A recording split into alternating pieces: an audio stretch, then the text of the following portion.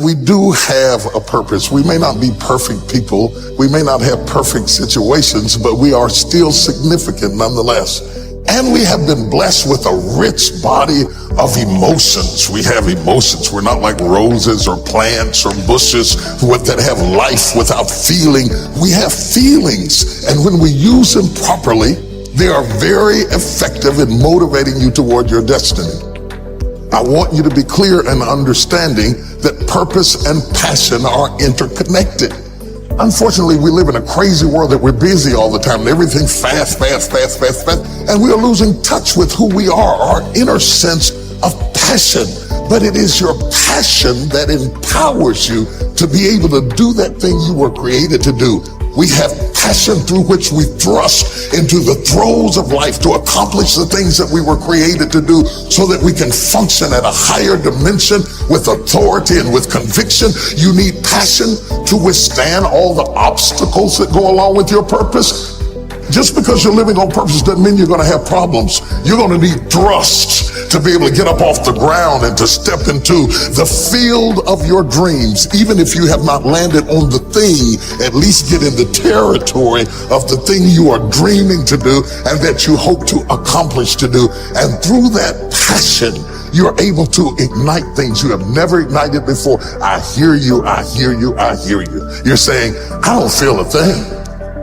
All of us go through times that we don't feel anything at all. But in order to ignite passion again, you have to be exposed. Get out of the boat, Peter. Walk on the water. Go do something you've never done before. Get involved. Get connected. Because when you are exposed, you see that there are more options than your contemporary situation at any age. That's the good news about it. You don't have to be cute. You don't have to be pretty. You don't have to be a size 3. You don't have to be a blonde or brunette. You don't have to be 20 or 50. At any age, you can still ignite your purpose through finding your passion. That's good news. What then do we do with the lulls in life? The dark shadows in life. We all have them. The secret pains and burdens that we have in life. Are they in fact distractions from our purpose? Absolutely not. I have never seen anybody who did extraordinary feats that didn't have extraordinary issues. It is the passion that gives you the power you need, but it is the pain from which you have the conviction about it. If you had not been through some pains, you would not have the burning to do what you do. I believe that children are like arrows. They need to be directed. You aim them at the thing you want them to hit, but you don't push an arrow. You pull it away from it. And it is the digression that causes the progression. If your life has been tough and it's been hard and you had to pull yourself up by your bootstraps and your childhood wasn't so good, guess what? That was just the arrow being pulled back so that when you are released, you can thrust after the thing you're after.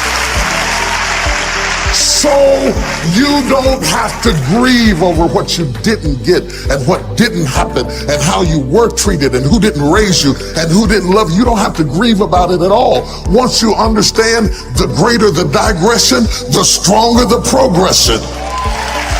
If Nelson Mandela had not been incarcerated, had not been mistreated, had not been ostracized, he would not have the passion to do what he does. If Oprah Winfrey had not gone through the things that she had gone through, she would not be so committed to making sure that everybody finds their purpose and finds their dream and everybody gets healed and everybody's okay. I'm telling you, what you think is working against you is actually working for you. My challenge in our generation is that gradually through entertainment, through television, through media, through every way possible, we are living in a generation of the dumbing down of ideas. Because we have traded effectiveness for busyness. Statistics say we are busier than any other generation we have seen in the last 300 to 400 years. We are so busy. We are busier than a one-arm wallpaper hanger. We're just busy. We are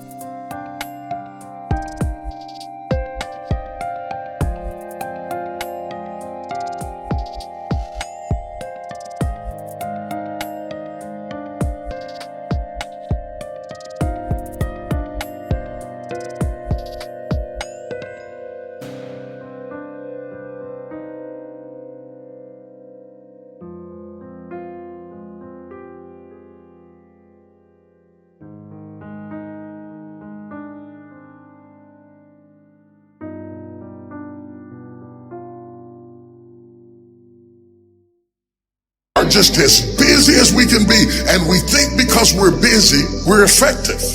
But I want you to challenge your schedule for a minute and ask yourself, are you really being effective, or is your life cluttered with all kinds of stuff that demands you and drains you and taxes you and stops you from being your highest and best self? And are you substituting busyness and all the chaos that goes along with busyness from being effective? Let me tell you, a bunch of scientists got together. They began to do some research, and they begin to determine that 80% of the things we do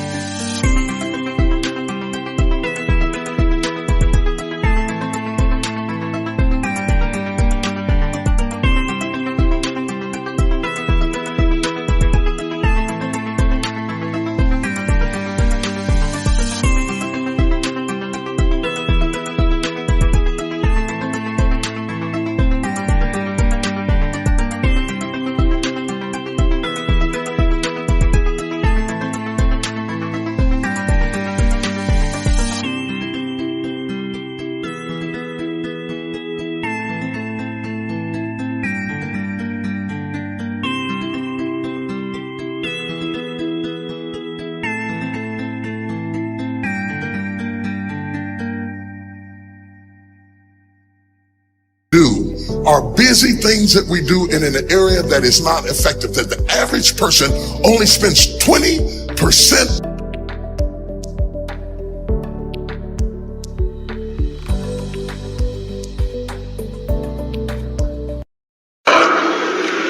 Sometimes when you enter into a storm, and there are all kinds of storms, health storms, physical storms, financial storms, emotional storms. There are all kinds of storms. I'm not talking about the storms that rain down water and the lightning and the thunder and all of that. I'm talking about storms that other people can't see. Undetectable storms. Storms that make people think you haven't been through anything.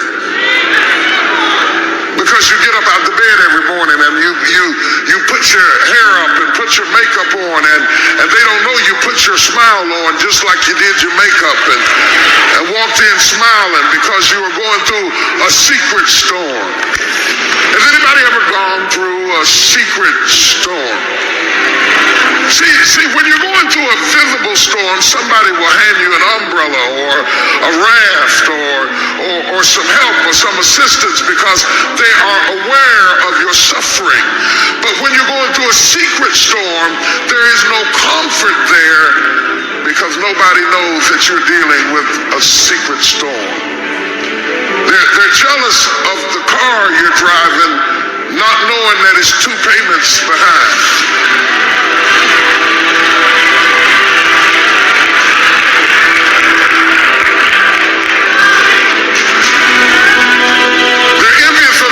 That you were promoted to, not knowing that now that you're promoted into that position, you can't even rest at night.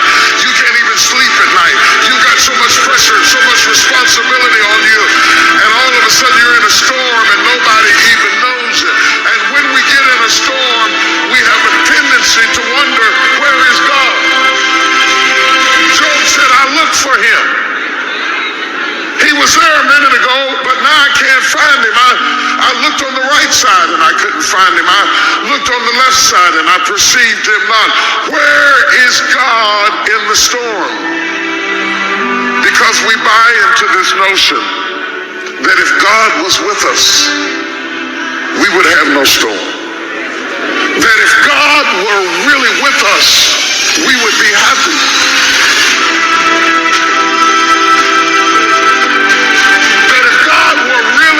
Everything would go smoothly.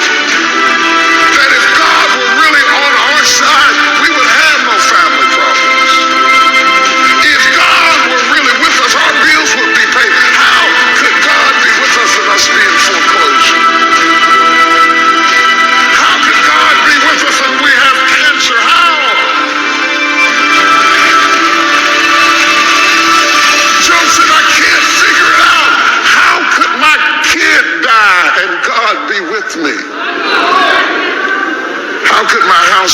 fire and God be with me. I looked for him. I looked for him. I didn't see him. I didn't see him. I looked on the right, I didn't see him. I looked behind me, I didn't. You said you had my back. I didn't see him. I looked in front of me. I thought he'd lead the way. I didn't see him.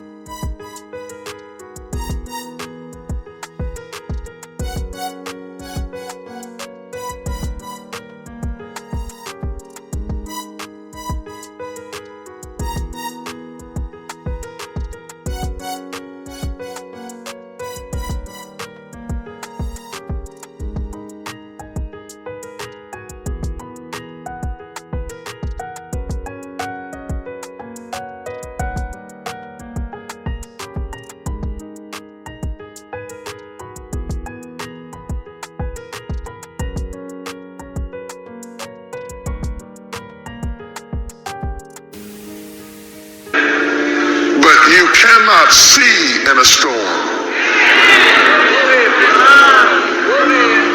That's why he told you to walk by faith and not by sight. You cannot see in a storm. Don't look for God to be sensual in your storm. He will not appeal to your senses. Your senses add to your comfort. God will not make you comfortable in your storm. But just because you are in the presence of a storm, the storm does not negate the presence of God, nor does it indicate the absence of God. In fact, if you really want to see God do his best work, get in trouble.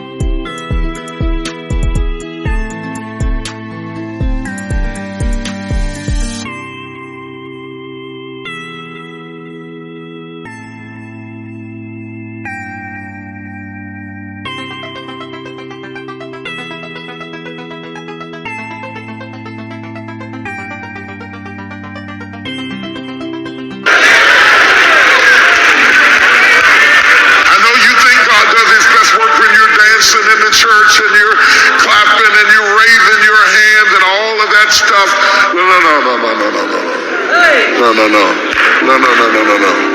I know that God visits your praise. The Bible said he inhabits the praises of Israel. I understand that God visits your praise. But if you want to know where God lives,